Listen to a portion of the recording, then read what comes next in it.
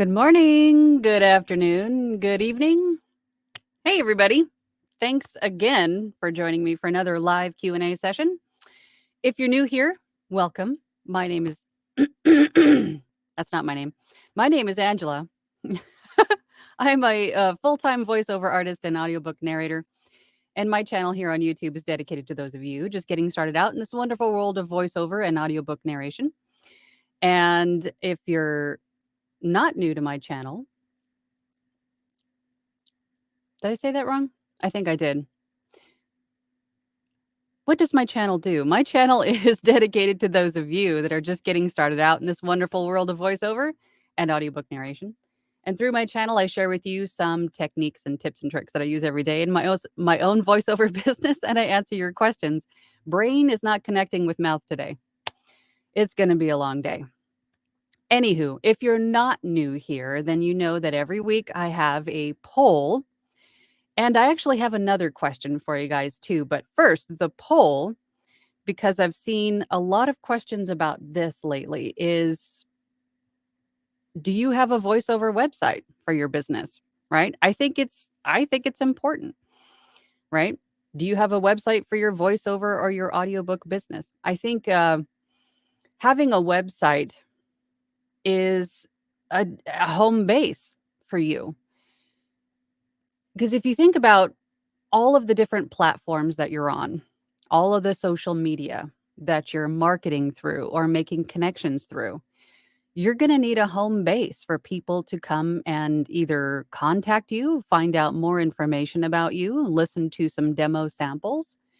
It's a digital home base. I mean, we don't have, as remote workers, we don't really have like a brick and mortar place where people can walk in and meet you and get more information or so you have to have a website. You have to have some central location where you can direct traffic from, social media posts and things of that nature. If you're out and about and you have a QR code or a business card, that will direct people to your website for more information, to hear samples, to contact you, that sort of thing. I think having a website is important. I have one. It's Personally, I think it needs a little bit of an overhaul, but I have a website and it's got a lot of information on it, not just for clients, but also for people looking for more information about getting into this business. So I have a lot of information there. So I think it's important. And I wanted to see what you guys thought because there's a lot of people talking about it right now. And first, before I get too sidetracked, let's go over to the poll. Let's see what you guys think. All right. So far, we have 20 votes. It looks like the majority of you, more than half of you, said no. 20% of you said yes. 55% of you said no. And 25% said, I'm currently working on it now. So I think that's good. I think you should. Personal opinion, of course, do what you want to do. But my opinion is absolutely have a website, have a central location to direct traffic, especially if you're doing a lot of marketing on social media. I mean, we have LinkedIn and we have, things of that nature with a lot of information on it and ways to contact you, of course. But if you get into TikTok or YouTube Shorts or, Instagram, if you're on any other social media platform, you have to have some place to direct people to find out more information and to contact you directly, right? Or to get a quote or what have you. So I think it's important. So with that said, let's see what y'all say in the comments. Oh, you know what? Another question I had. And this was something that I saw this morning. Well, no, let me just say this. There are a few groups that I belong to where they share their monthly earnings at the end of the month for educational purposes, right? And I know there's two different camps on this idea. Some people think that it's maybe inappropriate or not classy to share your monthly earnings with other people with peers, with other people in this industry. And the ideology behind that is because it's inspirational, right? It's showing other people what is possible in this business. And some people think that it's not very classy to show what you make. It sort of goes back to, when I was first, younger and starting to work myself, it was sort of, uncouth, I guess. It was sort of a no-no to talk about how much money you made. But I can see the draw, or I can see how it could be inspirational. It definitely inspired me, I have to say. In the very beginning, while I was just getting started out, wondering if this was something that I could do and make money at and do full time, if I could actually see this dream through to a point where I could support myself, right? So seeing what other people made every month showed me that I could do it too. If I put in the work and if I did all the right things, I could build my business to be like theirs. So to me, it was inspirational. But what do you guys think? Is it tacky or is it inspirational? So, and that almost was the poll today. So if you have opinions on websites or sharing monthly earnings in Facebook groups, what do you feel about both of those? So, with all of that said, let's go over to the comments and see what you guys have to say. All right, let's go up to the first one in today. Eric, hello, hello. How you doing today, buddy? Good to see you here. Writer Dude, hello. Hello, Writer Dude. I love that username. Jason says, good morning, Angela from muggy Mobile, Alabama. Good morning. Good morning to you. It's supposed to be humid here today in Arizona too, but I'm sure it's nowhere near as muggy as it is for you there. Mark is here. Hello, hello. This is amazing timing. I was just thinking about researching what I need to get for a starter studio. I have a very small closet that would be great for recording. I need a mic, but what software? Wow. Okay. There are a lot of answers to that question. And there really isn't a wrong answer, to be honest with you. I would say for a mic, well, there would be a lot of people that would probably have different opinions on that question. And it's hard to really gauge. Let me just say, if you watch Booth Junkie's channel here, he does a lot of comparisons between microphones, but it's hard to sort of gauge what kind of mic would best suit your voice, right? Or your situation. I would say do some research. Really take into consideration your recording space. If there's a lot of outside noise or ambient noise, maybe consider a shotgun mic for its smaller pickup pattern, things of that nature. But watching Booth Junkie and doing his mic comparisons will give you a good idea of how they sound and then his opinions on which mic is better of the two. And he does mic comparisons in all different price points, right? For all different purposes and sounds. So that would be a good place to start to get an idea of what might be ideal for your voice and your space. In terms of software, there are lots of different DAWs out there. And DAW is DAW, which stands for Digital Audio Workstation. And that is the recording software that you use to record and edit your voiceovers and or audiobooks. And I personally use Adobe Audition. I've used it for years. I'm very happy with it. I started out with Audacity, but used it for a few months and then switched over to Adobe Audition. There's also Reaper. There's also Studio One. Those are the bigger ones that I hear quite a bit in studios across the globe with all of my voiceover friends. Most of those have a free trial. Audacity is free to use and download, and there's a lot of voice actors that still use it. The other ones, Audition, Reaper, and Studio One, are all paid. Um, Audition is a subscription, a monthly subscription to the Creative Cloud. And Reaper and Studio One, correct me if I'm wrong, I know there are actually some interfaces out there that come with a free, um, I don't know if it's a trial version, but a free Studio One download. But I know eventually you probably have to pay for either one of those at some point for like a lifetime use license. But do some, and check them out.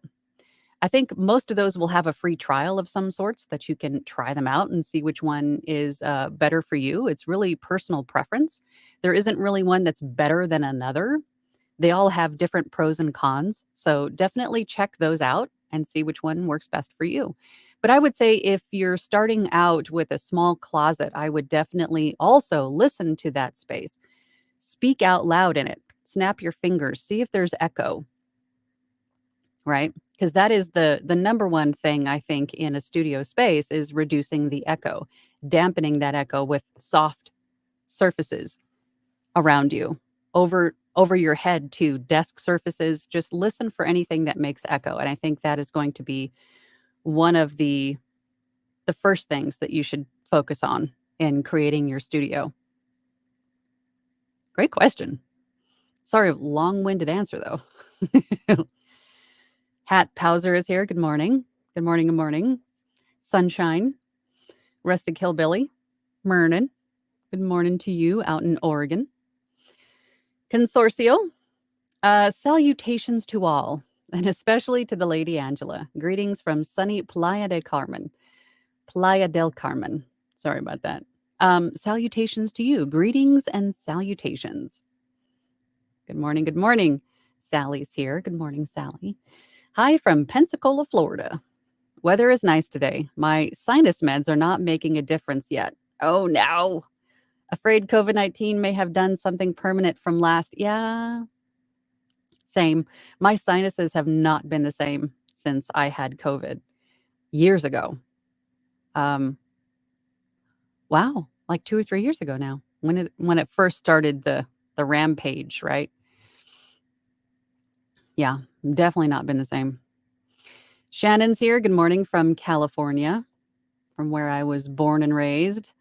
What would you put on a website? Great question. Um, I think really some people will say that you only need a one-page website. And realistically, you do. You only need a few different things on your website. But more pages I find are more interesting to have more about you. But realistically, you just need one page. And on that one page, you want to have a picture of you because again, consumers, they want to see eye contact. They want to see the person that they're working with, a nice smiling picture of you, a way to contact you. So you could have a contact form on there or your email address, some way to reach out to you directly to ask for a quote or a sample or just to reach out, and a way to listen to you. So some websites have audio players that you can like embed and use on your website. There's also, is it VoiceZam? I can never remember that one, but Mark Scott has recommended. I've heard it a few times where it's specifically for voiceover, for sharing audio for your demos, that sort of thing. But some websites will include that sometimes an additional fee. If you don't want to go that route, you could always upload your demos to SoundCloud and create playlists there that you can share the link to and then embed that link on your website. Some way for them to listen to you, right? And then also, if you want to, you could also include a portfolio of sorts of stuff that you have done. If you've done any audiobook narration or any commercials, things like that, you can share those also on your website. And really, that's all you need. So essentially, you really only need just the one page. But me, I like to be a little extra. So you could have an about page. You could have a separate page. You could put all of those things on separate pages, right? Have a separate contact page, have a separate demo portfolio page. You could have a separate about me and share a little bit about you and your background. Maybe share what you're, who you are, put a little bit of your personality in there, make it funny, make it, whatever you want it to be. Your website really could be anything that you want it to be. But essentially, I think you only need those few things, a picture of yourself, a way to contact you, and a way to listen to you, right? That's what I think. Phil? Hey, Angela. Hey, Phil. How's it going? Thank you for joining, everybody. Consorcio says, your website is like a digital business card. It's a lot more than a digital, my website is a lot. There's a lot there. It is. My personal website anyway, but website is a digital bit. And you know what? I heard yesterday there was something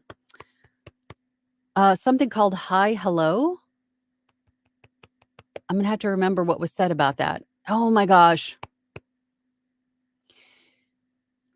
Let me also say that my sister has an Etsy store, and she made me a keychain with my logo on it and a QR code. So if I'm out and about and I get into a conversation about what I do, I can pull out the keychain and go, here, scan the QR code, and that takes them directly to my website. You could do the same thing with a QR code or a link, or just put that just about anywhere. But hi, hello. What was it about hi, hello? It'll come to me. It'll come to me. But if anybody else knows what I'm talking about, please post it in the comments so you can share it with everybody else. But you're right. Your website is your digital business card. Mike Christensen says, Mike from Minnesota is on. Hello, Mike. Hi, Angela and friends.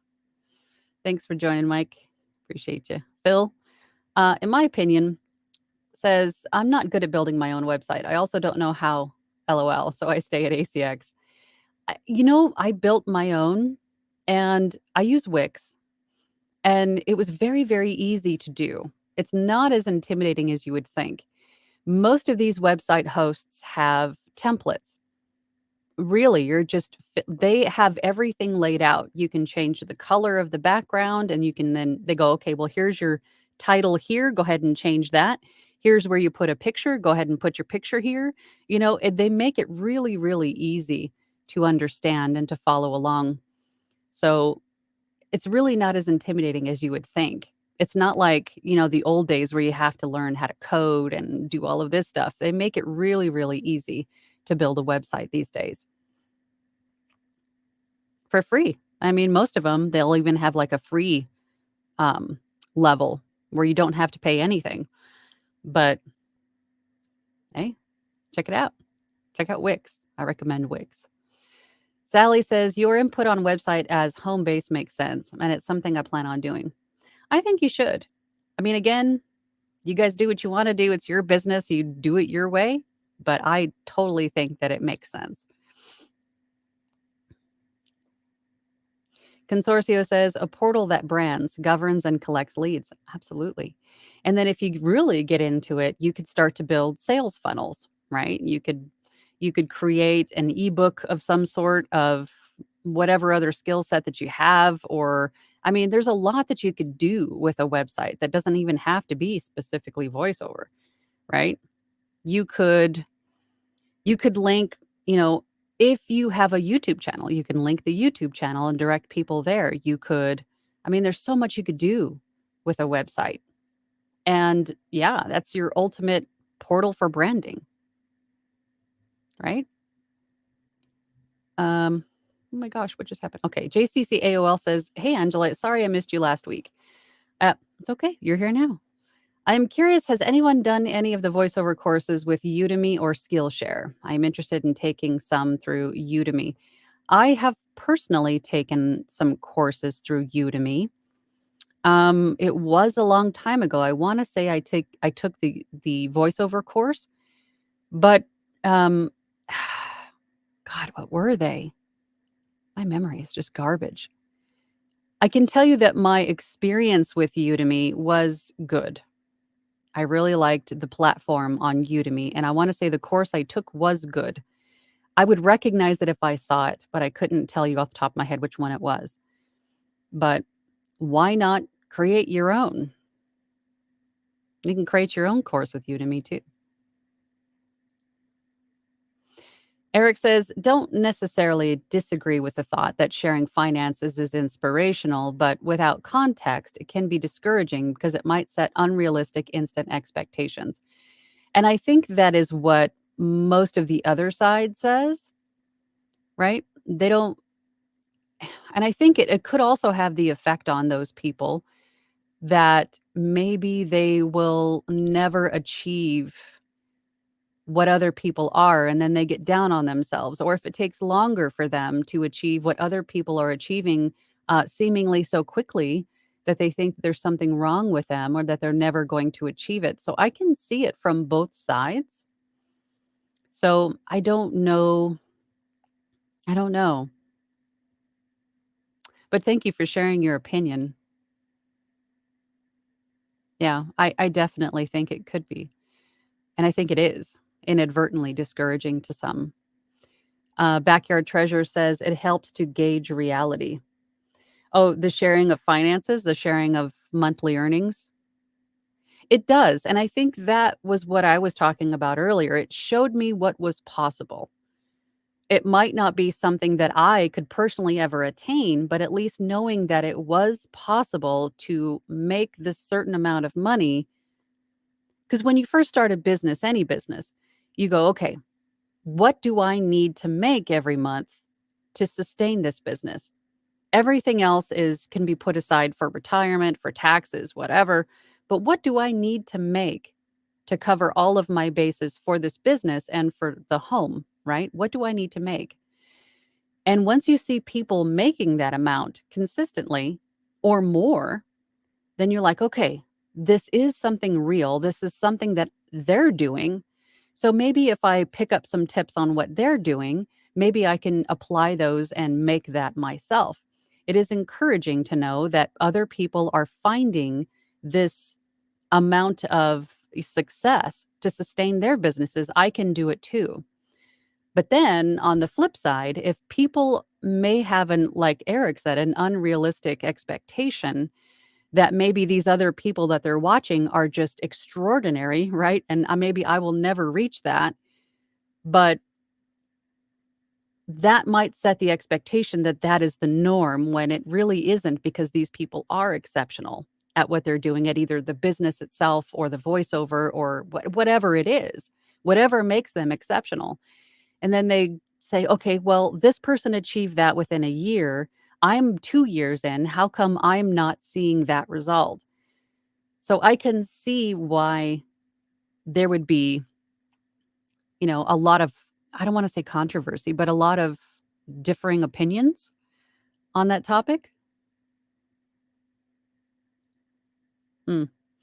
Shannon says, I think sharing earnings also helps set a standard for how much to charge in the industry. That's a good point, too. That's a really good point, too, because there are a lot of guidelines for rates.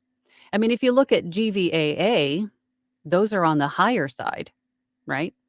And if you look at my friend Anthony Pica's website, A VO's Journey, he has a rate guide posted there too, which he actually has broken down into beginner, intermediate, and experienced, and all in the different voiceover categories like audiobook, e-learning, broadcast, so on and so forth. And he gives you an idea of what to charge per word or per hour, per minute, depending on what kind of voiceover it is. So that also will help you determine your pricing. And if someone's posting earnings and they have an exceptional month, then maybe they'll share what they did or if they did anything to see that additional growth. So it's educational and inspirational, but at the same time, to some other people, it could be disheartening. So I get it. I get it. I mean, I think there's pros and cons to both sides, right? So that would be the same side, pros and cons. You know what I mean? Hat says, I think sharing monthly earnings is okay. It's one of the main things newbies wannabes wonder about. Can we support ourselves during VO and which sites to utilize to do it? Yeah, that's a good point too, because I think most of the time when people share those earnings, they'll also share where they found that work and how they got it, perhaps, or if they shifted anything in their business model to achieve that. So then you, in turn, could apply that to your business. Very good points. Very good points. And again, that was an additional question I had asked about how do you feel about sharing earnings? But today's poll was, do you have a website for your business? And so I think what I'm going to do really quickly is just jump back over to the poll. And again, today's poll, of course, was, do you have a website for your voiceover audiobook business? So let's take a look at that really quick. So right now we have 44 votes. Wow, we got a lot of votes on it today. 23% of you said yes. 34% of you said I'm currently working on it right now, which I think is a good thing. And then 43% of you said no. Okay. Um, so the 43% of you that said no, are you considering making a website for your business at all? Or is it just maybe you're not ready? Maybe, I mean, what is it? Why wouldn't you? Not that there's anything wrong with the decision, but I'm genuinely curious. Why would you not want to? Is it because I don't know. Tell me. Tell me, tell me, tell me. I want to know. And there's no wrong answers. Your opinion is your own. I am not a judgy person. You can have you can share your opinion. No one's going to judge you. We're not judgy people. Just curious, learning from everybody else's opinions and perceptions. So let's hop back over to the comments really quick. Um, Hang on a sec. Okay. Zachary. Good morning, Zachary. Thank you for joining. Writer Dude says, okay, I guess I'll keep that username. Yeah, don't change it. I like it. Not that my opinion would be the only reason why you keep a username or not, but I like it. Writer Dude. Eric says, it tells newbies that is what they should expect too soon. Marathon, not a sprint. Exactly. And I would hope that the people sharing that do share their earnings on a monthly basis would also inform everybody of maybe how long it took them to get to that stage, right? So it won't be misleading or give somebody an unrealistic expectation. Because everybody's journey, and I know this is cliche, but it's true, everybody's journey is different. If everybody had an entire day to sit here and build a business, maybe we can talk about comparing our businesses and how successful they are and how quickly they are successful. But it's just not that way. Some people have night jobs, some people have day jobs, some people have two jobs, some people have a large family that they need to take care of. Sometimes both, sometimes all of the above. So everybody's journey is different. So we can't be too quick to compare our business to somebody else's when there are just too many variables to consider. So basing your expectation or basing your results on someone else's is just not, it's apples and oranges because your voice is different. Maybe your niche is different. There's so many variables. So maybe because that is my mindset, because I understand there are so many different variables and so many different paths to this end point of being successful, then I realize that when someone's sharing their earnings, it shows me what the potential could be, right? But to someone who doesn't understand that there are so many different paths and variables, that it could be misleading. So, all this to say, if you are in a group where they do share monthly earnings, see that as inspiration. You cannot compare your business to somebody else's because everybody's path and journey to that place where they call success is different. And I do this because everybody's definition of success is different, right? Everybody is different. Every journey is different. Every path to success is different. Because what you need also to sustain yourself in your business is a completely different number than somebody else's. Someone else's definition of success is completely different than yours. You just can't compare your business to somebody else's. Yeah, we're all in the same industry. We're all trying to aspire to do the same thing, but there's a lot of different avenues to get there and to do what you want to do. Marathon, not a sprint. And some people take off. Some people get traction faster than others, and it's no fault of anybody's, you know. It's just sort of the luck of the draw, right? right place, right time versus maybe not yet. And that's not anybody's fault, right? That was a tangent and I apologize, but my brain just does this thing. Huh. Good morning from Orange County, California. Oh, the OC. Just started looking into it. Into the website? Good. I think you should. Check them out. There's a ton of different platforms that you could use to create a website on. I miss the beach. John. Hey, John. How you doing? Good morning, Angela and everyone. I built a website for my business from the start and and have just have built it up from there and continue to update along with social media. A website looks more pro.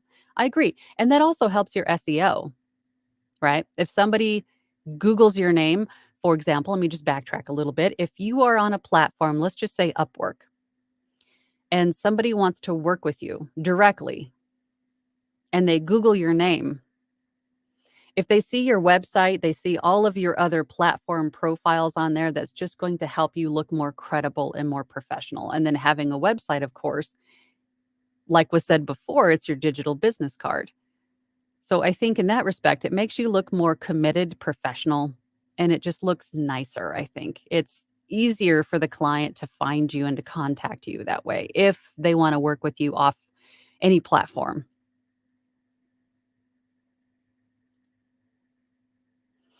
Whimsical nobody. Good morning, Angela. Good morning. Ren here, aka Whimsical Nobody. Just wanted to say hello and wish you a happy Tuesday. Well, thank you for joining, Ren. I appreciate you. I like Whimsical Nobody too. Elizabeth is here. Good morning, Elizabeth. Hi, Angela. I've recently decided to charge for a Fiverr extra that I've been doing for free, timed audio sync. How do I let my current clients know about this new charge or keep doing it for free? I personally, I would not keep doing it for free because that takes time. It's a time consuming extra. It's your time. It's extra work. And I wouldn't do it for free. I would add it to your gig as an extra and perhaps you could maybe cut your current clients a break, maybe give them a discount on it, perhaps. But I would definitely not keep doing it for free because it is time consuming. It is time spent doing a service. So you there should therefore charge for it. Not to mention, if it's an hour-long video or even a 5-minute video, it still takes time to do. Pardon me while I apply some lip moisturizer. But no, definitely charge for it. Me in a similar situation, charging for something like I have clients that have been with me for years now. And of course, as through my pricing structure changes, the prices for what they used to pay are much higher now, right? To come back to me. And what I'll do for them is once I have a price change, I will tell them, hey, I just changed my prices again. This is what it would be if they send me a script and they want a quote. I'll say, this is what it would be with my current rate, but I'll give you a discount because you've been with me for so long, right? So I'll give them a special rate. That's what I'll do for clients. So you could do something similar, maybe give them a discount on the new charge. That's what I would do. But definitely start to set the expectation from here forward that this is an extra charge because it takes me extra time. It's a service, so you should be paid for it. It saves them time and money on their end from them having to do it or paying somebody else to do it. So why not you get paid to do it because you're doing it? Great question, Elizabeth. The Zbop 2007 says, Happy Tuesday to Angela and everyone from Minnesota. Thank you for joining, Zbop. It's another great username. Just fun to say. Shannon is here. I have a question. How do you know if you have what it takes to do voiceover or book narration? I would say give it a try. Give it a try. Because I know I've said this a million times before, but voice actors and audiobook narrators we represent the world, the voices of the world. So there is a need for every voice for any kind of situation. So let me just say, if you're going to get into audiobook narration, if you have a love for books, for reading books, for listening to audiobooks yourself, if you can tell a good story and reading a book, then you would be a good audiobook narrator, I think. Personal opinion. I think it takes a love for books, the ability to tell a story, finding the right setup and equipment, and fine tuning all of your sound quality is something that can be learned. But telling a good story takes a lot of time if you don't have a natural ability to do it. And I think a lot of the natural ability comes from a love of books in general. And I would have to say that in terms of voiceover, most of what I do is just me talking just like this to you. It's just real people, maybe perhaps giving an instructional, narration. It's me reciting what to do and what not to do in the workplace, how to operate machinery, um, talking about specialized equipment in the medical field. Give it a try. Give it a try. You won't know unless you try. Consorcio says, yep, Mike D is great on mic comparisons and reviews. Yeah, Mike D is Booth Junkie, Mike Delgadio. Definitely check out that channel. It's a must for any person in audio, voiceovers particularly. Dale, hello Dale. PreSonus offers Studio One. That's right, it does. That's the one. That's an interface that offers Studio One for free if you purchase the interface. Studio One Artist is not a trial version, but a full-fledged DAW. It's really all a VO talent needs. I remember seeing that when looking for interfaces. PreSonus offers Studio One with the purchase of the interface. That's what I was thinking about earlier. Thank you. Phoebe, good morning, Phoebe. Thank you for joining. Twisted681 says, sharing your VO income would be both, no matter your intention. Each individual will view it differently. True. Very true. And you have no control over which way their mind is going to go with that information. So do you share it, hoping to inspire some, but maybe discourage others? Or do you just keep it to yourself? Zachary says, Angela, I am having trouble deciding the best way to describe my voice for my website and other profiles. Seems simple, but it's a block I'm having. What is too wordy? What is not enough? I have the same problem describing my voice, but to me, I think my voice is warm, nurturing, motherly. I'm a little bit on the lower register. So when it comes to describing myself, I use just adjectives that I think sound nice, like buttery. I've had buttery before. It's hard. It's hard to describe yourself without sounding too arrogant or just weird. To me, everything is just weird when I'm talking about myself because I'm just an introvert and I hate talking about myself. So I would even ask maybe somebody else, someone close to you. How would you describe my voice? What do you think of when I'm talking? Ask somebody else for some words, some adjectives that you can use to describe your voice. And also look at other profiles too, I think. If you were to look at maybe do some surfing around on some profiles and find some other voices that maybe are close to yours and see what they use. And then use those words as inspiration for yourself. But me, again, being an introvert, I don't like to describe myself too much. I don't like to get too wordy. I give them just enough to give them an idea of maybe I have a lower register. I'm warm and nurturing, conversational, all of the words that everybody's throwing around these days. But that's about it. But I think, honestly, I don't know if really anybody is going to be reading too much of your bios. They just want to hear what you sound like to see if you're a good fit for their project.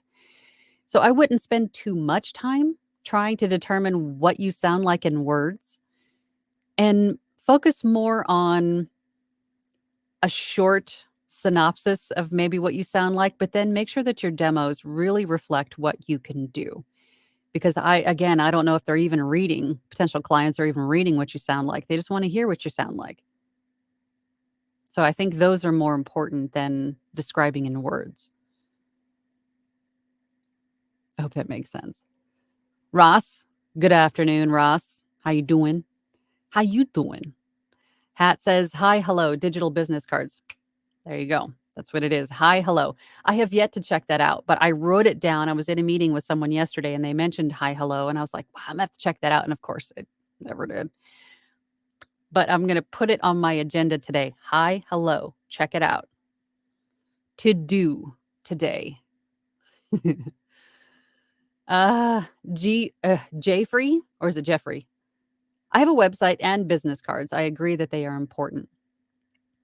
I have business cards too, but I honestly have never handed one out. Never once. So I don't know if well, I guess if you're going to conventions or places where you could be potentially meeting a lot of people in person, you could have business cards, but I've never personally handed any out. Everything's digital now, you know? So that's where I tend to focus things because everything is digital. Oh, something just popped up here. Hold on a second. Affiliate power source. Thank you for that. Thank you for that super chat. It would be cool to see these live videos uploaded to Facebook. Some of us live there. Some of us live there. Thank you for that. That's a really good point. You know, I have the ability with StreamYard. I have the ability with StreamYard, what I use to do this broadcast, to also do it live on Facebook. I think also LinkedIn. I'll have to look, but it has the ability to live stream concurrently on several different platforms at once. Um, so you're right. That would be a good thing to do.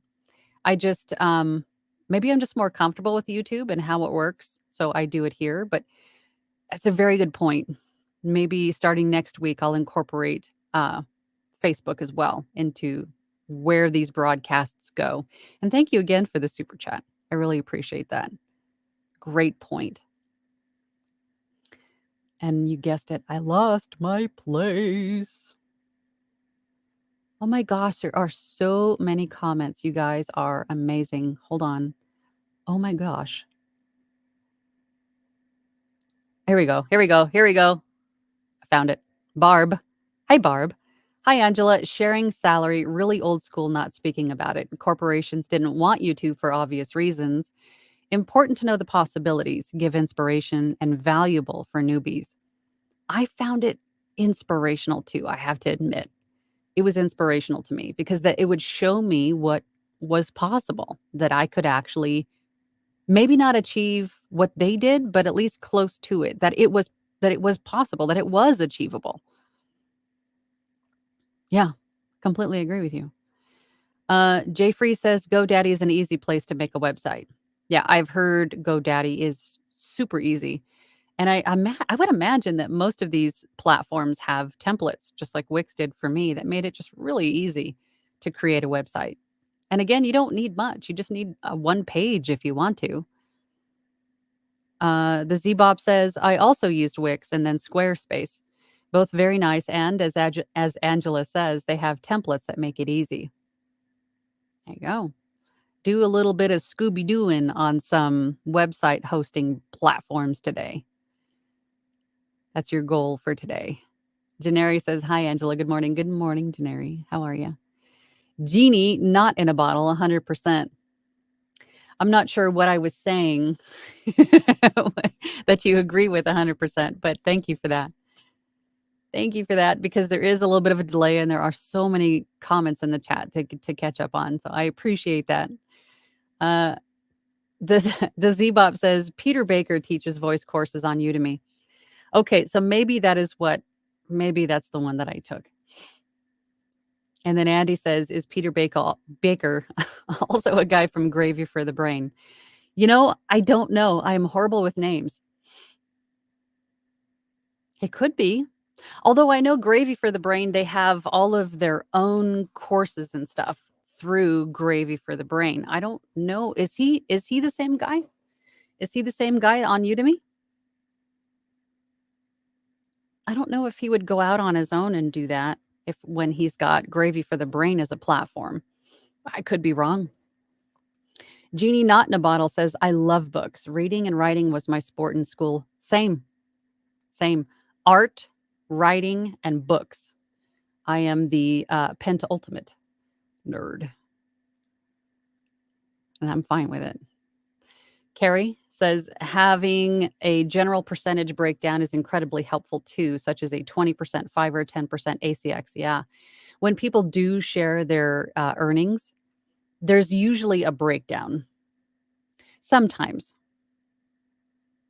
Now that I think about it, on the groups that I'm in where earnings are shared, probably 80% of the time it's just a screenshot of one platform or another.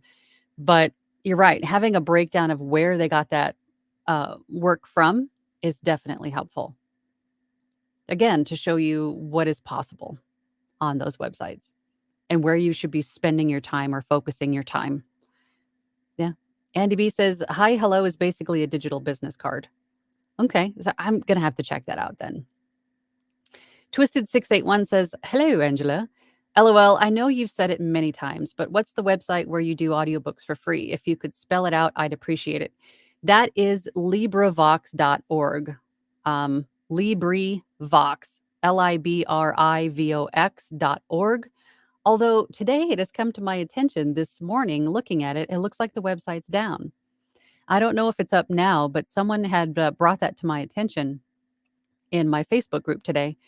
That LibriVox was down this morning. I don't know if it's back up yet, but I don't know what happened. I don't know what happened. But you could also narrate books in the public domain on a YouTube channel or something too. You could do that too. You don't necessarily have to do it for LibriVox. It's just now that I think about it, I think there's another site where you can narrate books in the public domain and volunteer your time, but the name is not coming to me. I bet you if you Googled it, you'd probably have like free audiobooks, public domain, something like that. I bet you some other ones would come up apart from LibriVox, but I'm not sure what happened there with LibriVox or if they're back up. Shannon says, what vocal exercises do you do every day? Thank you, by the way, for all of your input on these topics. Oh, you're welcome. Vocal exercises, I can tell you that I don't do enough probably. But what I typically do is I just start with the first script of the day and read it out loud a few times, clear out all the frogs. A lot of people will do vocal exercises with maybe tongue twisters, which I should probably do since my mouth and brain don't connect half the time. But I usually just use the first script of the day. Like when I sit down to do some work, the first one that comes up, I'll use that to do some exercises. Say it fast, say it slow, say it loud, say it low. Just go through the motions, maybe stretching your mouth out a little bit. If you want a great book, and I know I've said this a few times before, so I apologize for those of you that are just tired of seeing this book, but this book here, this voiceover voice actor, has got a lot of great warm-up exercises in it, in addition to tons of other great information. This is a good book and one that I recommend for people either looking to get into voiceover or just maybe just starting their journeys in voiceover. This is a great book with all kinds of great information in it. And yeah, check it out. voiceover voice actor. Once again, I'll put it up on the screen. You can find it on Amazon. Good book. Sits on my desk all day. Kirk is here. Hello, darling. Indeed. I'm very waspy in the disclosing finances department. I can see generalities being shared, but I find explicit disclosure unpleasant and to me unhelpful as it's often without context. Very eloquently said, Kirk, as I would expect from you. I understand your position too. Yeah. So do you share it or not? You know, because knowing that it's an inspiration to some, but disheartening or maybe even, I know, achy to others. I mean, what do you do? Rustic Hillbilly says historical data is necessary to the development of a realistic business plan. There's that too, right? Knowing what is possible and then taking steps to make it possible and building a business plan. Yeah. Good point. Carrie says LibriVox is the donated narration site. LibriVox.org. Again, this morning they were down. I'm not sure what's going on there. Andy B says the professional longtime voice artists have a website with their samples and a short intro video. I've taken some courses through Udemy. Pretty basic, but helpful. Yeah, I want to say that a lot of I don't want to say the older generation of voice actors, like the generation before all of this influx of remote voice actors came onto the scene, most of their websites were just a single page with all of their information on it.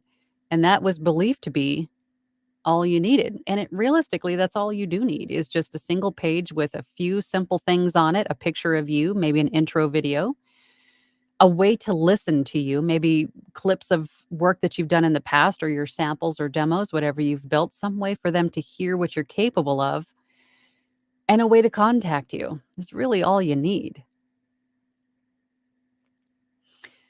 Janeri says, I don't know how to do a website. I tell you, they walk you through it almost completely. They make it really easy. And when I say they, I mean website hosting like GoDaddy, Squarespace, Wix. You go there and you go, okay, let's go. You hit that let's go button, right? Or whatever it is. Let's get started. And then they go, okay, choose a template. Okay, I'm going to choose this one. I like the way this is laid out. Then you start with that template. It goes, put your heading here. You put your heading there. Put your picture here. Okay, I put my picture here. I mean, they pretty much hold your hand through the entire thing. It's really not as intimidating as it used to be. If I can do it, you can do it. Shannon says, I haven't made a website yet because I'm not in the industry yet. Well, if you're planning to, I would at least say start one because you never know. I have seen people literally within a couple weeks of auditioning for the first time start running with jobs. You know, they've winning their auditions. Because their voice is they have this voice that's very, very like versatile. Right? It can be used for many different things. And maybe they just had the specific voice that client was looking for. I don't know what it was, but they just were off and running within a week or two of starting. And it's unbelievable to me because it took me a while to get up and running. But some people start off right off the bat, and you never know if your voice is going to be one of those that's, eagerly sought after or in the right place at the right time. But I would say if you're serious about starting this business, start a website. And you can always add to it, tweak it, change it, at any time you want to. But just because you're not in the industry yet, I would definitely start. If you plan on starting to be in the industry, I would definitely start one for sure. Andy B says, I sometimes am disheartened by seeing what the most successful people achieve, like the lady who outfitted a former school bus as a mobile VO location. Um, I know who you're talking about. She's actually a friend of mine, and that interview that she did was awesome. I think what she can achieve in a school bus is pretty amazing, but she has help. She has a virtual assistant. She has a lot of people that help. Maybe not a lot of people, but she has help in managing all of this workflow. And it doesn't, and it comes with its challenges too. Sometimes she can't get Wi-Fi, sometimes, but what she has been able to achieve, specifically in a bus that, rolls around the US, is amazing. And of course, she is one of the exceptional ones that I consider to be exceptional that has achieved great success with her hand of challenges. But I don't I don't think it's disheartening. I think that I just consider her to be an exceptional circumstance. She's an exceptionally talented person, and she's got a right the right business mind to make this happen. I'm not ready to sort of let go of some of the control and hire help myself. Maybe if I did, maybe I could see the success that she has. But again, looking at her and her success, I can see what is possible. I'm not disheartened by it. I can see it as something that could be achievable. But again, she also has an exceptional voice and business mind for this too. Yeah. Ross says too complicated. What, the website? Nah. Promise you, it's a lot easier than you think it is. JCCAOL says, I will make a website through Squarespace. I would need to have some sample recordings beforehand. Oh, yeah. I definitely recommend having something for them to listen to. And again, you can use SoundCloud. It's free. Create an account on SoundCloud and upload your demos and make a playlist of demos and then embed or, paste that link onto your website somewhere if you don't have access to an audio player to put on your website. Some way for them, or you could even embed your YouTube videos. If you have videos on YouTube, if you've narrated some videos for YouTube, you can use those videos as well, or a link to those videos, right? Just some way for them to hear what you sound like.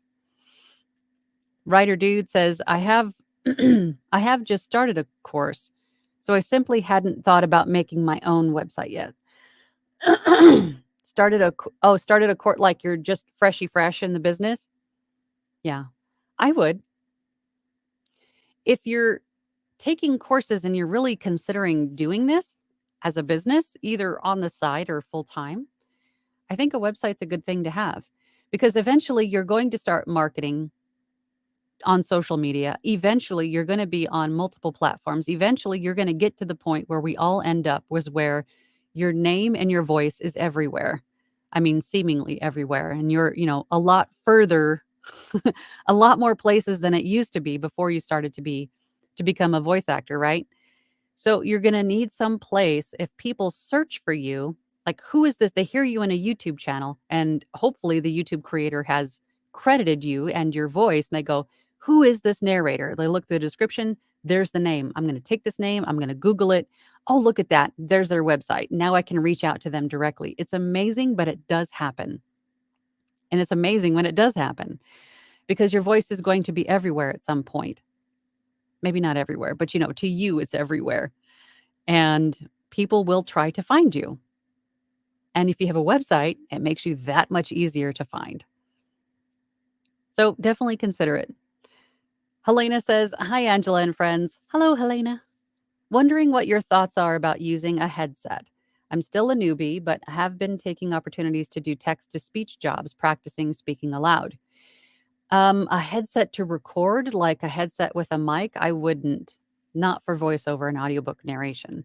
You're just not going to get the quality sound out of a headset mic as you would with an actual, even an XLR mic. USB mics you can start out with just to kind of dip your toes in and see if this is something you want to do without having to spend a lot of money or invest a lot of money into your voiceover business by purchasing an XLR mic.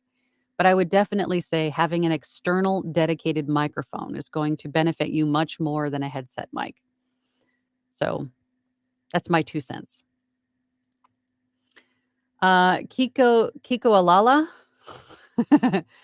Hi, Angela. Can you share tips to retain Fiverr customer or make them keep coming back? Besides providing good service, deliver on time, do you have any tips in terms of price structure or give discount?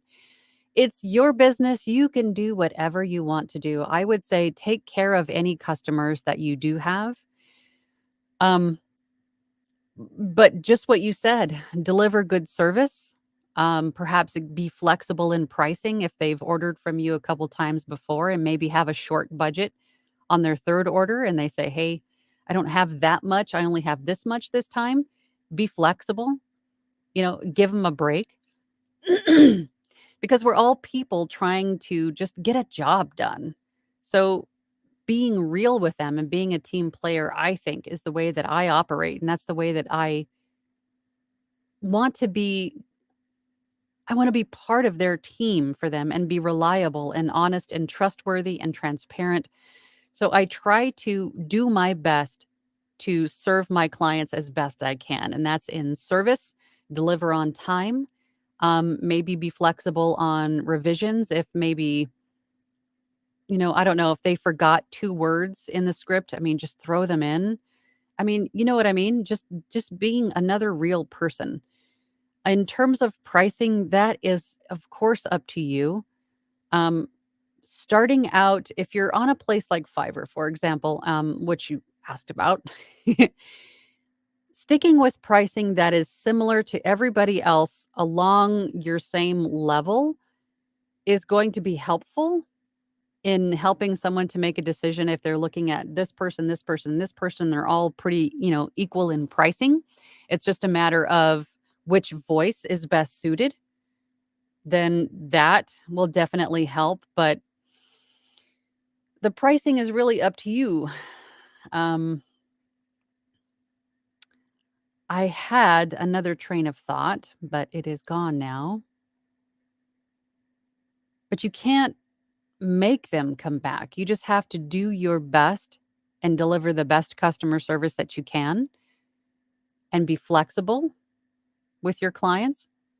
And I think all you can do from that point is just hope that they do come back. Because let's be real, your voice may not be best suited for every single project they have, and you have to come to terms with that. Because you're not the only voice out there, right? But yeah, being flexible in pricing or giving discounts is definitely going to help maybe encourage them to come back. But again, you might not be the right voice for everything that they need too. So just give them your best customer service, give it your best shot. And hopefully if you take care of them well enough and if your voice is flexible and suitable for more projects, they'll come back. Andy B says, I'm trying to develop character voices for major holidays like Santa, for instance. I have been on the outside looking in since September of 2009. Taking too long? No, it's taking whatever it needs to take. Because again, everybody's journey is different.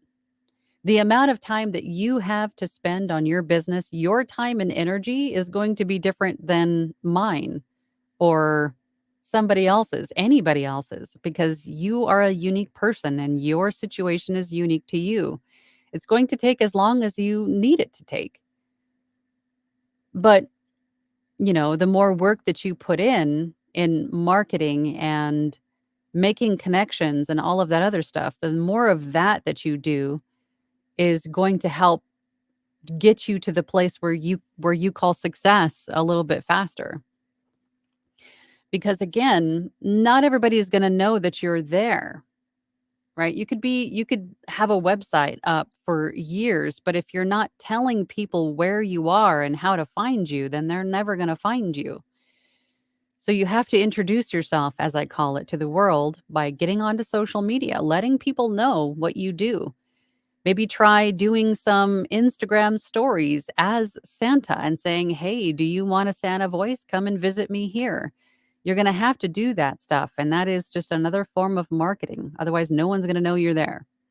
You can't just create a profile on a platform and expect them, people to come blowing down your doors if you're not working at it and either marketing or, massaging or tweaking your profiles to keywords that are being used and so on and so forth, then it might not happen for you. But again, everybody is different. Every path is different. So don't be hard on yourself for the amount of time that it may be taking. Maybe try to implement some new marketing techniques. Like I said, do an Instagram story as Santa or whatever character voice that you're working on, and direct everybody to your website or to your Fiverr gig, whichever way you want to go. But you got to do that stuff. Otherwise, people won't know you're there. Writer dude, course. Yeah, I knew what you meant. Yeah, I've done that too. Like I misspell something, like, oh, God, I look like an idiot. It's all right. Barb, a website is in the future, but I am not ready. Too new. Much more to learn, but I am working diligently to get there. Good. Perfect. I love your attitude, Barb. Captain Call. Call. Oh my gosh, I finally caught you live. Well, thank you. Thank you for being here and hanging out with us this morning. What time is it anyway? Oh, it's 11 o'clock. Okay, I got to go soon, guys. So I'm going to try to get through these comments. I am Paximus. Good morning. Good morning, Angela. Embrace the nerd. Embrace the tangent. Cheers to you, my friend. A little sip of Java with me. Yes, that's what we do on this channel. Embrace the nerd. Embrace your inner nerd. And embrace, I don't know about embracing the tangents. I tend to go off on tangents. What can you do? Phil, would you say that auditioning on ACX when the holidays are near is a bad idea? No. Not unless you're planning on taking the month off. But even so, if you do get offered a job, you can, again, always be transparent and honest with your clients. Tell them, hey, I'm taking this month off. Are you flexible in your timeline? Most of the time, authors are. Sometimes they're not, because they're trying to maybe time the publishing of their book along with the print version, along with the audiobook version. They want everything to be released on one day. In that respect, they may not be flexible in timeline, but most of the time, I find that they are, and that they are open to being flexible if they really want your voice.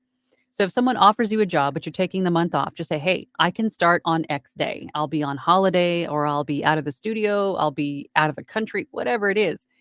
I'll be able to start on this day. Does that work for you? And see what they say. But I don't think it's a bad idea, as long as you're open and honest with your clients about where you're going to be and your availability, then that is all that matters. Christy Lynn says, I eventually want to set up a website. I just haven't gotten to it yet. I want to at least get some work under my belt before I invest in a website. And a lot of these website hosts have free versions of their websites that you can start with to at least have somewhere for clients to find you until you have enough capital to invest in purchasing the domain name. So you could do that too, but I get it. Do what you want to do. If you don't want to have a website just yet, then that's fine too. I think eventually having a website is a good thing. Kirk says, oh, and kind of just jumped in before without greeting. Howdy hi, indeed. Yes. Kirk, I almost called you Liam. I adore you, Kirk. Indeed. Christy says, I think discounting loyal clients is a good idea when raising prices or adding an add-on. Yeah, because you definitely don't want to mess up any relationships that you've had, especially if they've been with you for a while, maybe even through a couple of price increases and they haven't batted an eye, but maybe at some point you might just be encroaching the limits of their budget. Then yeah, I say be flexible with them. Because they have a certain amount of money allotted for the voiceover, and they are just in love with you, and you're the voice of their brand, whatever it is. They want to work with you. Out of the thousands of other voice actors that there are, they want to be loyal to you. cut them a break. My gosh. My gosh, definitely. Carrie says, "Thank you, Angela. You rock." No, you rock. Thank you for this topic. I'm nervous about the average VO earnings is just the media. Between zero and someone really successful. I want to know I can make a living. Yeah. I don't know if there is like an average VO earnings. I can tell you, I will tell you guys, I've been doing this now for about 4.5 years now, full time for about 2.5, and almost 3 years full time. Holy Moses. Um, anyway, I can tell you that usually in the first year or so, maybe a year and a half, and don't quote me, this is just my opinion. I can see averages of about anywhere from a couple $100 to maybe 1,000 or two a month, roughly. But then not you, but generally speaking, once you start to move into the second to maybe third year, you'll see that almost double. I usually see ranges between 2,000 to 5,000 a month. But then really when you start to build your book of business, your repeat client base, and then you start to get a knack for marketing yourself and you're on more platforms and you have a website that maybe you're directing more clients to, that is just the natural progression of things and expanding your business. Then that's when you start to really see more and more business, right? Higher income levels. But keep in mind that also is more expenses too, because you're starting to pay for that marketing. You're starting to pay for more services to help you keep your business afloat. So your income is going to have to be more, right? But I have seen voice actors in their third year plus make up to $20,000 a month. So there is quite a bit of income to be made if you can sort of put all of the pieces together and put in the work, of course, to build your business. But that's generally what I see. Consortio says there is nothing that has been done that cannot be copied, including success. True, true. You're absolutely right. John Ziegler says, "How do you deal with slumps?" I stay busy. If there's a slump in incoming work, then I'll focus on revamping my profiles. I'll revamp my website. I'll revamp my demos. I'll work on social media content. I stay busy. And then with that work that I'm doing while I have a slump in incoming work, then that work that I did during that slump will eventually pay off for me in some shape or form in bringing me more work, making me more visible to potential new clients. So I stay busy on something, anything, just to keep busy. That's what I do with slumps. Mark Flores says, "Good morning, Angela. Good morning, Mark. Curious how often is good to make updates to Fiverr gigs, thumbnails, demos, description. Thanks."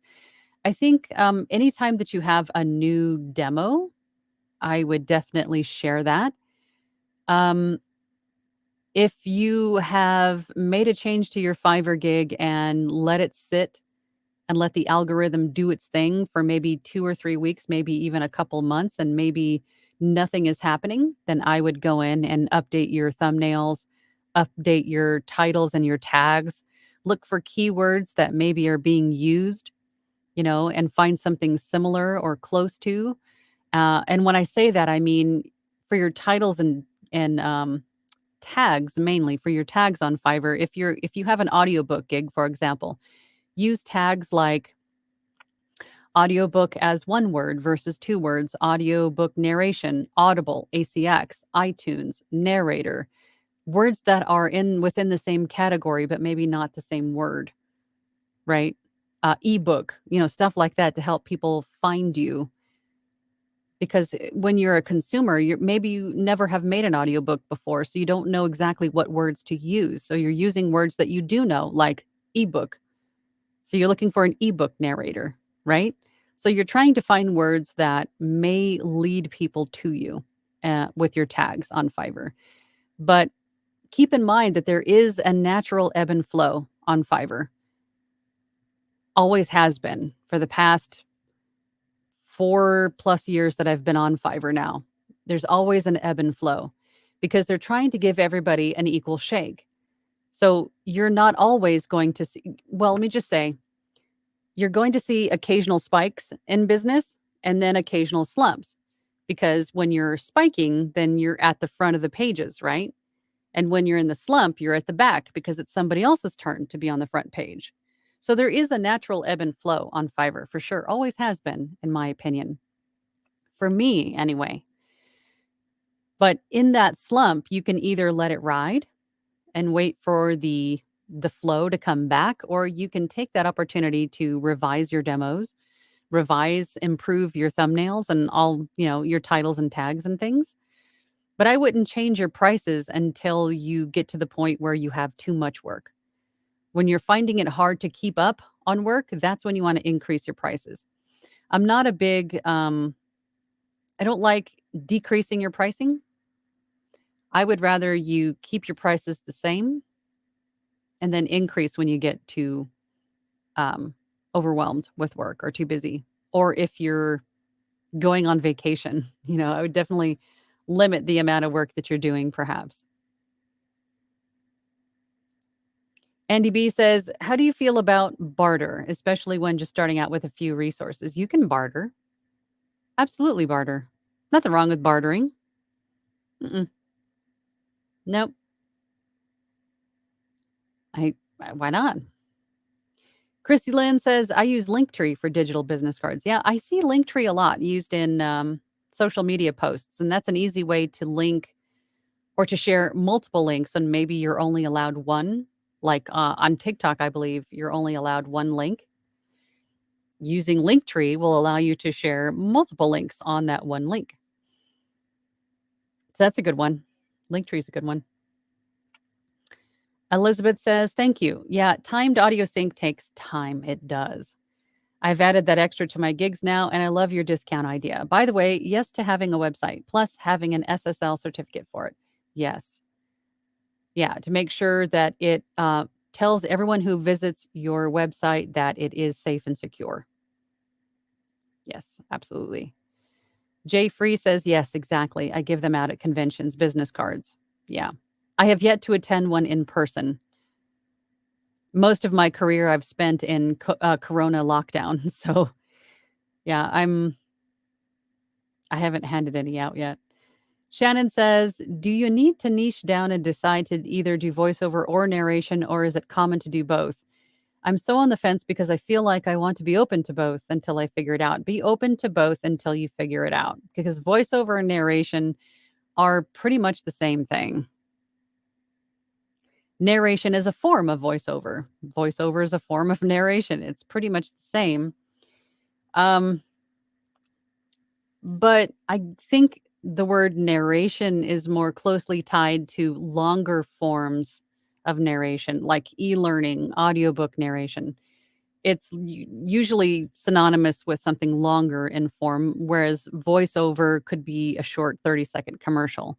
So I think if you're open to try anything, then you might just discover that your clients might just purchase, more commercial work from you or more e-learning work from you. And that will definitely tell you what niche that you may be best suited for. Me, as an example, I never really wanted to do commercials. I never really wanted to do the shorter stuff, but I have done them. I've done video games. I've done just about everything you can think of under the sun.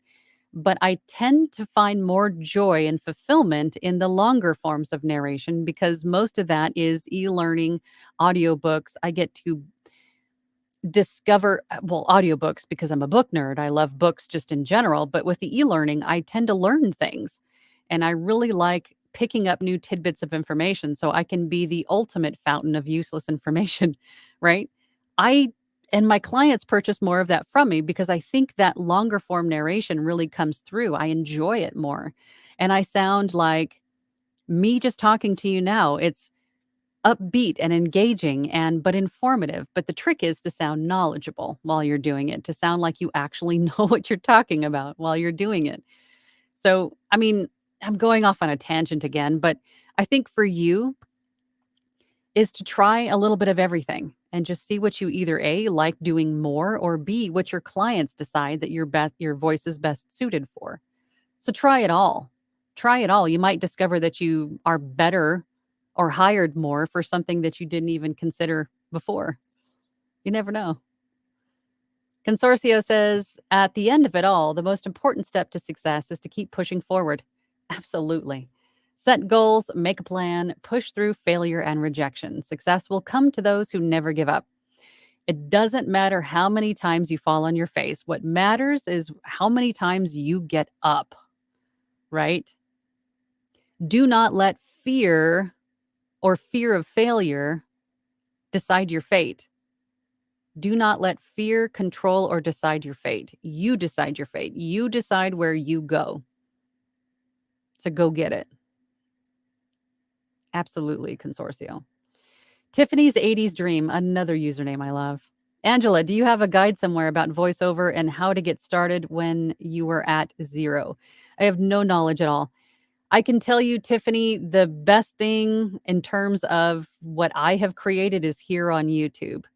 My little journey on YouTube has kind of documented the last couple of years of what I have learned in this business. And I share a lot. It's sort of not so much tutorial video. It's more of like vlog/tutorial video. So I share with you what I have learned as I have gone through this journey in the last couple of years here on YouTube. So that's about as close to a guide as I have in that respect. Michael V says WordPress was a bit more involved in creating my website. Yeah, WordPress is another one that I hear a lot in website creation. There's a handful out there that I hear. Christy Lynn says audiobooks were a no-brainer for me. I listen to audiobooks daily and have some, albeit rather old, i.e. high school drama acting experience.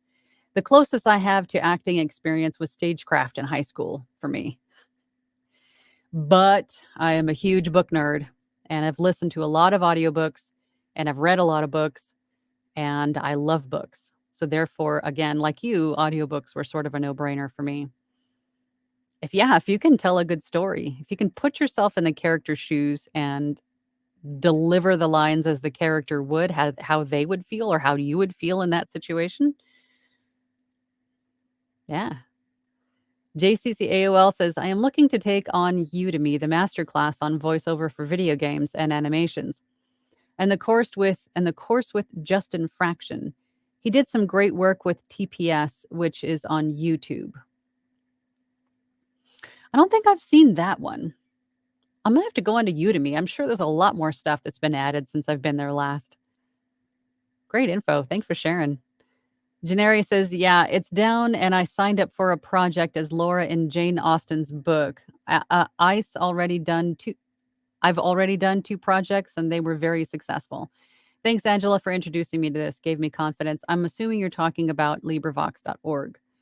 I wonder why. It's down. Zachary Ellis says, Angela, thank you. That absolutely makes sense. Concerning sharing someone's payment, it was an inspiration for me. Thank you for taking my question. Absolutely. Absolutely.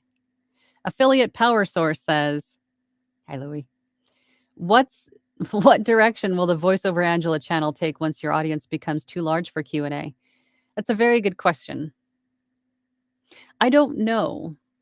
I don't really see this as a springboard for anything else other than just community and sharing and taking questions because I enjoy it. But I mean, there may come a time when we do like a Zoom thing. I'm not sure. But for now, this is okay with me. I like having a community here every week and discussing topics and getting perspectives and learning things and sharing things. I really enjoy this. I always have. That's why we do it. Christy Lynn says, I think sharing your pay in the context of VO can be inspirational. but can't really be used as a standard for pay like it can say like it blah, blah, as a standard for pay like it can in, say, a fast food restaurant. It's subjective based on experience. Yes, absolutely. So as long as you're oh, you continued, I'm sorry. And what a client is willing to pay for your voice. Exactly. Um, exactly. Because everybody's journey is different. There is not a standard rate for everything and for every person and for every voice and for every job. There are, again, too many variables. So, with that said, there are so many variables in this business that you can't really, compare your business to somebody else's. It's just two different animals. It really is. Um, Affiliate power sources. Do I ask Louis type questions, Angela, in the house? Because my laptop has a different setup than on my Celly. I knew. I knew. I knew.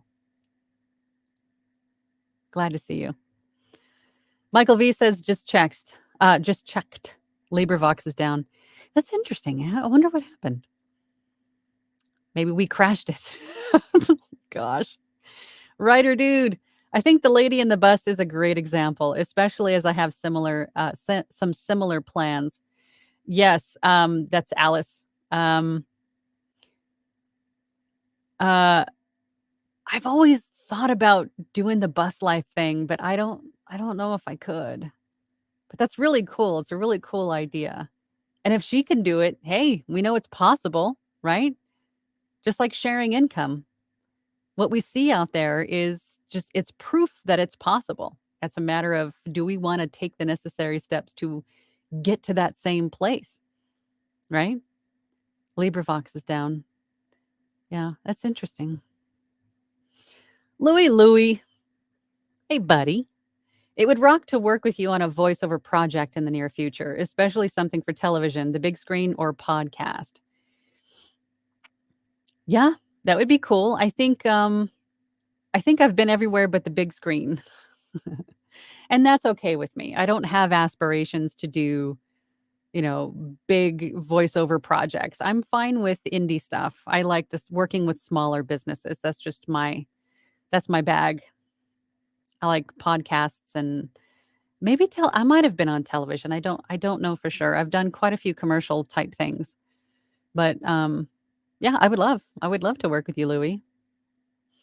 Then you say the info you have about success about marketing would make a great snippet for TikTok. Look at you always trying to plant those little seeds in my head. I know. I need to get more active on TikTok. I do. I need help. I need help with social media. Susanna Marie says, editing terrifies me. What program, in your opinion, is more user friendly?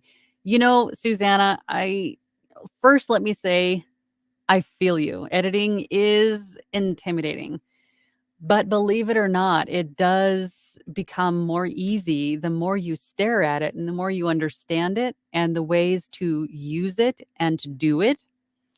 And that just comes with learning and doing, right? But editing is a little bit intimidating, but it does sort of wane. That terror wanes with time and experience and playing with it. I couldn't tell you what program is more user friendly in all fairness, because I've only used two.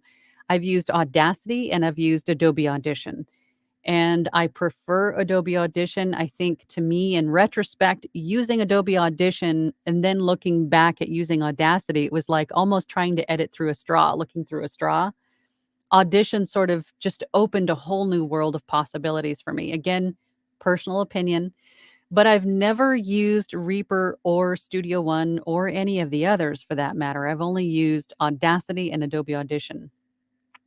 So I'm always going to recommend Adobe Audition because I know it. I've used it for years and I have had nothing but great things come out of Adobe Audition.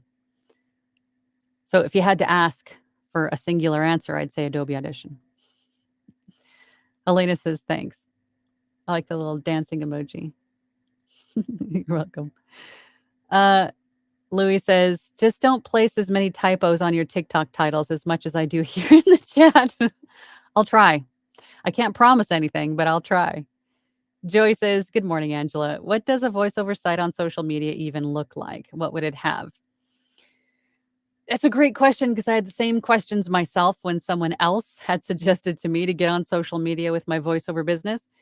You could do daily affirmations. You could record meditations. You could just be you in your studio doing hot takes. You could give a tour of your studio. You could just be out and about in the wilderness, taking your dog for a walk and voicing over what the dog is doing. It doesn't have to be specifically voiceover related. It can be you doing everyday things, sharing your personality, and your voice is still being heard. As long as you're telling the watcher or your follower at some point what you do, right? You're a voice actor, you're an audiobook narrator, and they can still hear you no matter what it is that you're doing as long as you're talking, right? And then occasionally share clips of maybe videos that you've narrated or books that you've narrated. You can record yourself like actively recording an audiobook, share a clip of that and say, "Hey, coming soon, this book." You know what I mean? Especially if you're doing royalty share, start making some hype about the book. There's a million things that you can do on social media as a voice artist. It doesn't have to be specifically voiceover related. There's a lot of ways to do it, but definitely get out there and, like I say, introduce yourself to the world. That's soft marketing and it's free. All it costs you is a little bit of time. Tangent number, what, 5 today? Louis says, "Your info about marketing for VO success would make a great clip for TikTok." Would you stop? I know. My birdie girl. Kirk. Robert says, wait, ways to advertise yourself. Get listed on popular directories, blog regularly, create YouTube videos, get featured on friends' podcasts, write guest posts, partner with other relevant businesses. This is gold right here, you guys. Thank you for sharing that, Robert. This is all great stuff. Great ways to introduce yourself to the world, right? Beautiful. Thank you for that post, Robert. Beautiful.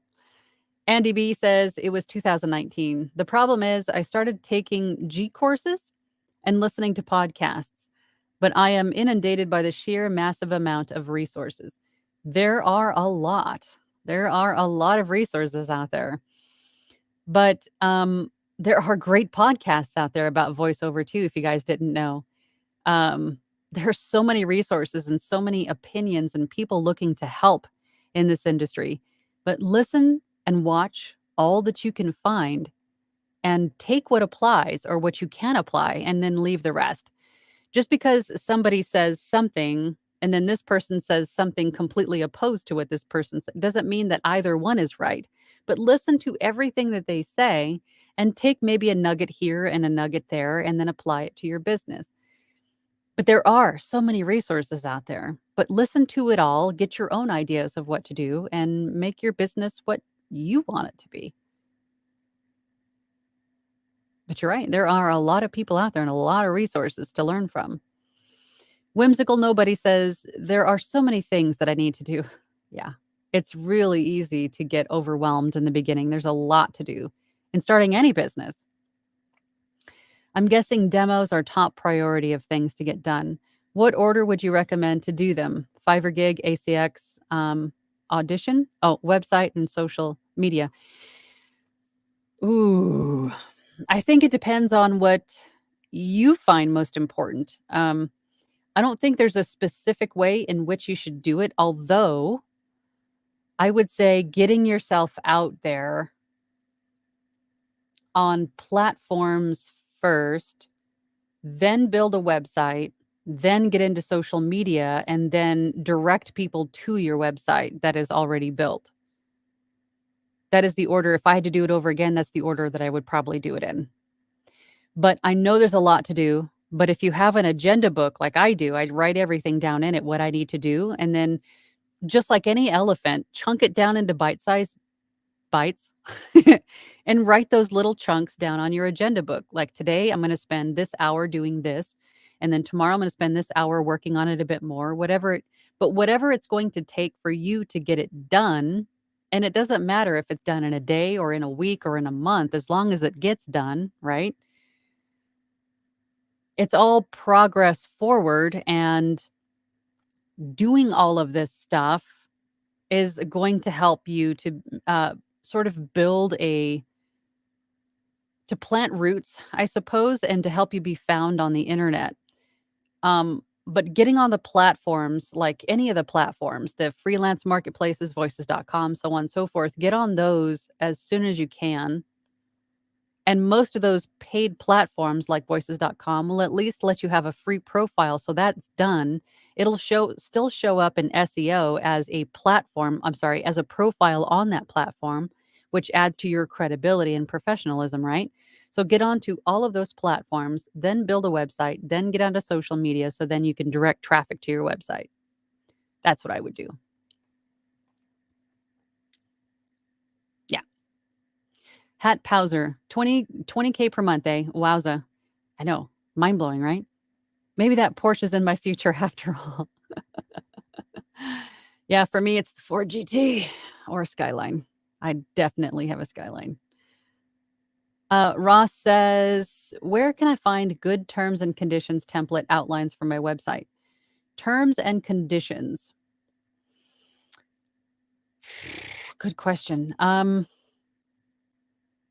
trying to remember where I got mine, but if you go on to some of the like legal websites, there might even be some voice actors. I know there's a few that have templates for things like that, like simple common verbiage type of terms and things like this that you can buy.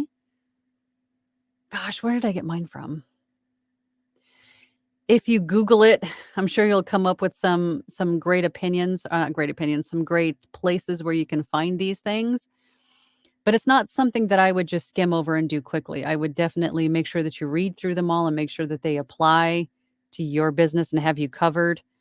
I am in no way any kind of professional when it comes to legal documentation or forms of anything of this nature. So I can't give too much advice on where to particularly go and how it should be said. But I think I got mine from a legal website that sold these things. I hope that helps. Andy B said Gutenberg project is similar to LibriVox. Yeah. Project Gutenberg is where you can get books in the public domain, books out of copyright. Kirk says only 15 thumbs up on this live at this moment. Don't forget to hit the thumb. Punch that thumb. Thank you, Kirk. Appreciate you. Hat says, and to throw a further monkey wrench into Shannon's question about either VO or narration, how about singing? Do you ever see anyone putting up a sample of their singing voice up? Is that a thing? Yes. I know a couple of voice actors that were former singers, opera singers, things like that, and they have gigs with singing. Because with singing comes DJ drops, composers will reach out to you for your voice. Definitely, if you have the singing chops, make a gig about it, because you will also have children's books that are sung like nursery rhymes. It's definitely something that's going to do nothing but benefit you. So definitely use that to your advantage if you have the capacity to sing, which I do not. So you would have a leg up over me. Christy says a community option could be a Discord server. I've just set mine up, but it's slow going. You've already got to start with the community you already have. Yeah, to be completely honest and transparent with you guys, because I love you to death, I have a lot of places where I am available, and there's a lot of places where people can reach out to me and ask me questions. I am already spread pretty thin and not so quick these days in answering questions, which I don't like. And really, the last thing I need is some other place that I am asked questions that I can't answer quickly to spread me even thinner, to be honest. And I have heard this suggestion many times, and I don't know if I'm ready to make myself available on another platform just to, I feel, inevitably disappoint people that I can't get to fast enough to answer questions. So, but it's something that I've definitely heard a few times, and definitely something that I consider when I can make more time for it. Is it Denise or Denise? Denise? Sorry if I'm butchering your name. Hello, Angela. Do you think it's a good idea to be at English VO industry if I am from other country? It's hard to find chances in Spanish. Greetings from Colombia. Well, greetings. Thank you for being here. If you have the ability, if you're bilingual, you definitely have a leg up on some of us. I've come across many projects where they needed one or the other, sometimes both languages. So definitely use that to your advantage. Absolutely. If you can do both, if you can speak multiple languages, absolutely use that. Um Louis says, sorry about the repeat. Chat needs an editor. Yeah. Voiceovers by Keith. Was the transition from Audacity to Adobe Audition difficult? No, because I'd only been using Audacity for a couple of months, so I wasn't really versed in what I was doing anyway. I was still learning everything. I was looking at everything as if it were still German, basically. So transitioning to Adobe Audition, I still had to relearn everything, which wasn't a whole lot at that point anyway. But I think starting with a DAW that you really like and then learning it is important, right? But starting with a free one like I did with Audacity, just to discover that there's a better one that you have to pay for was difficult. And I can't imagine doing that after maybe spending a year with, let's just say, Audacity and then switching to Adobe Audition, because that would be a whole lot more to unlearn. Although at the same time, there are probably a lot of features and effects that transition over, maybe with just a different name. So maybe it wouldn't be too hard. But I wanna say for me, it wasn't because I'd only been using Audacity for 2 or 3 months before I switched to, Auditions. There wasn't a whole lot to maybe unlearn and relearn. I was still crawling at that point, not really running. Writer Dude says, "I lived in a motorhome decades ago. Long story. Miss it. But I do not have the same requirements now, and technology has improved. Should be doable, at least part-time." Yeah, I think that would be cool. It'd be a cool lifestyle, for sure. Joy says, "Thanks for the cool ideas for the social media site, Angela and Robert." Yeah, that was a great one. That was a great one. All right, Consortio. Many thanks, lady. Angela, for sharing your time with us newbies today. See you on the next notification. You know what, you guys? I love all of you dearly. I am so glad that we all get together every week to talk about a topic and, maybe ask or share struggles and successes. I've learned so much from all of you, and I hope that you have learned a little bit of something from not just me, but everybody else here in the chat. And I appreciate everybody joining every week. I really do. But that is all the time I have for today. We've got an early day at school. I got to go get the kiddo. But I look forward to seeing you all next week. Same bat time, same bat channel, right? I'll see you next Tuesday at 12 p.m. EST. Thanks, everybody, for being here. We'll see y'all next time. Bye.